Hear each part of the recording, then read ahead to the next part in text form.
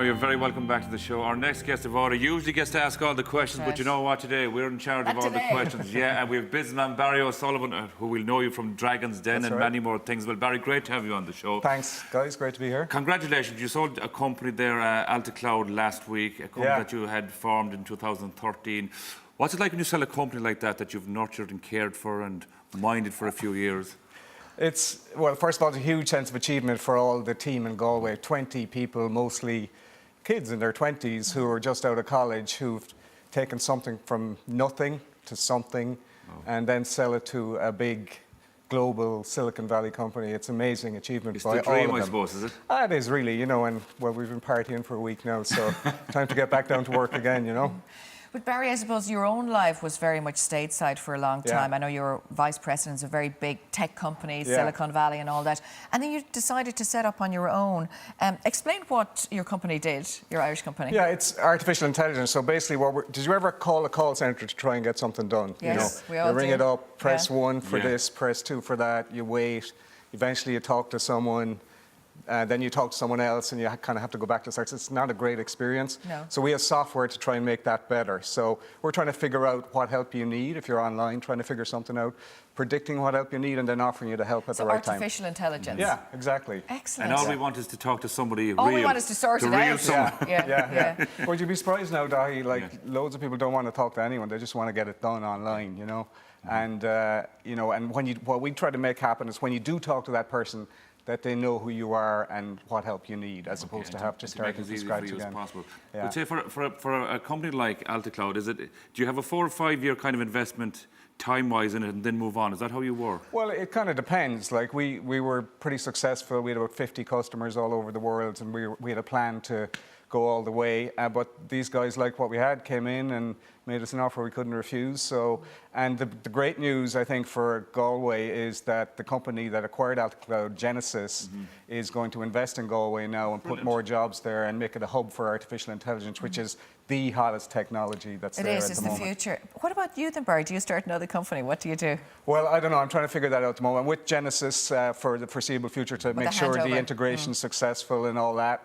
I'm kind of debating what I do in the future. I'm definitely not going to the beach or anything. Do you ever take a break? I do, yeah, I do. I'm pretty disciplined about taking holidays and spending time with the kids on holidays, and my wife and myself, Denise, take breaks as much as we can, you know, on our own as well. We're trying to make time for that. So it's great that you're at that stage in life that you can do that and be young. You know, that's the dream, isn't it? Really? Yeah. Well, we've been very lucky, and but I'm going to keep going for another few years. It's life in the old days. Is it like a busman's holiday though? You're on holidays, and all of a sudden you're looking around and saying, "Yeah, that would work well in Ireland now," and you're gathering all these ideas. Well, I'm always thinking. My brain is always going, but I think the one area I'd like to focus on that I'm interested in is healthcare. You know, in Ireland especially, the healthcare system isn't working, and I think technology could do a lot to help with that. We spend more on healthcare than most countries in Europe, and yet we don't have a great system. And I think technology is one of the answers to that. So that's one of the things that's going around in my head. Is there something I could do in that space? Barry, when you look at that, obviously it's impacted an awful lot on you and how things seem really good in this country on one hand, and then there are a whole lot of people living below the breadline and becoming homeless more and more. And I know you're involved with a charity I was involved with in Galway called Cope, which is a fantastic charity.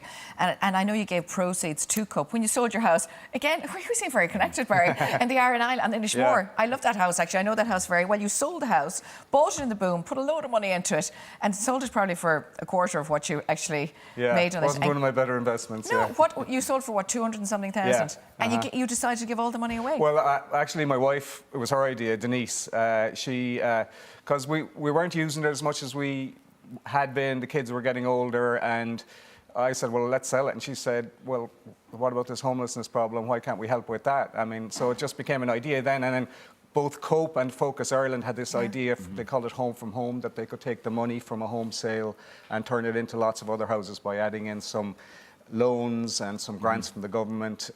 So they're down the road with that now, and it's working out pretty well. Yeah.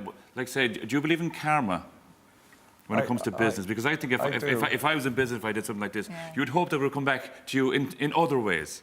I really believe it, yeah. 100% is what you put out, you get it back eventually. Yeah, do you believe that somebody like yourself, and obviously you do because of what you've done, but other people like you could help in a really practical way? Because this is a very practical thing that you've done. I think everybody needs to help with homelessness. We can't expect the government to solve every problem. And, you know, for example, Cope Galway have got this initiative now for single homeless people, which is a big problem. How do you get single homeless people into an affordable accommodation? And they've come up with this idea called community housing, where you're putting single people together, sharing a house, maybe like we all did when we started off first. And, you know, obviously a lot of these people have challenges, maybe mental health problems or addiction problems. So they had put in the supports along with it as well, and they've seen big success with that now. And they started with 18 people, and 15 people are still in there a year later. No rent arrears, no antisocial behaviour issues. So that's a huge success, and they're going to roll it out It's further lovely now. to see that full circle, isn't That's it? practical. Yeah, you certainly. Can we go back to Dragon's Den for a second? And it's a fascinating show because people, unknowns, come into you. You're all there and you're all going for it, and you strike a deal. How many of the deals actually work out in the long term? About 80%. I mean, really the only reason that the deal doesn't go ahead is if something that was said in the den wasn't actually true. Like if you said your business was very profitable, but in fact was making a big loss, then the deal wouldn't go ahead. So most of them go ahead. And, you know, I've had some good success as well with some of my investments. There's a company called Quick Crop in Sligo, which is basically an online site, quickcrop.ie. Anything you want to grow your own vegetables at home. So, you know, if you're a suburban gardener like me who hasn't a clue, they have videos that show you how to do it. And I invested in them 4 years ago. I think they've quadrupled their sales since then. Wow. Not because of what I did, but they're just two very smart guys. Well, if you didn't get on board, it mightn't have happened. That's what I mean. The reality is, you know, it is very difficult for somebody to walk into banks. It's very difficult to get loans. It really is very difficult. If you don't have a track record, you may have a brilliant idea, but then someone like you to come in and back them, because that's what they need, just to get off the ground, just to fly for a little bit. Yeah, and, you know, I like advice, like one of the decisions they were saying, let's go after the States, and I said, well, let's do the UK first.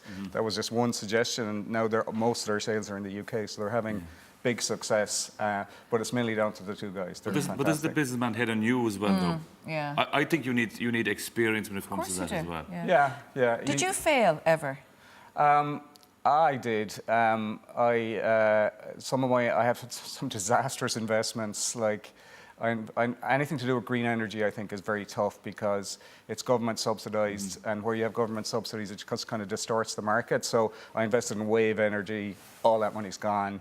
I invested in a that was a big thing for a while. tidal energy. All that money is gone. Yeah, because they were all kind of big kind of buzzwords at the a few time, years ago. Not that long and then, ago. like, we're all living around Galway, and all of a sudden the tide comes in and out twice a day. This makes total sense. And we should be tapping into it. Yeah, but it's just hard to make money doing it. Yeah. You know, okay, don't invest in wave energy.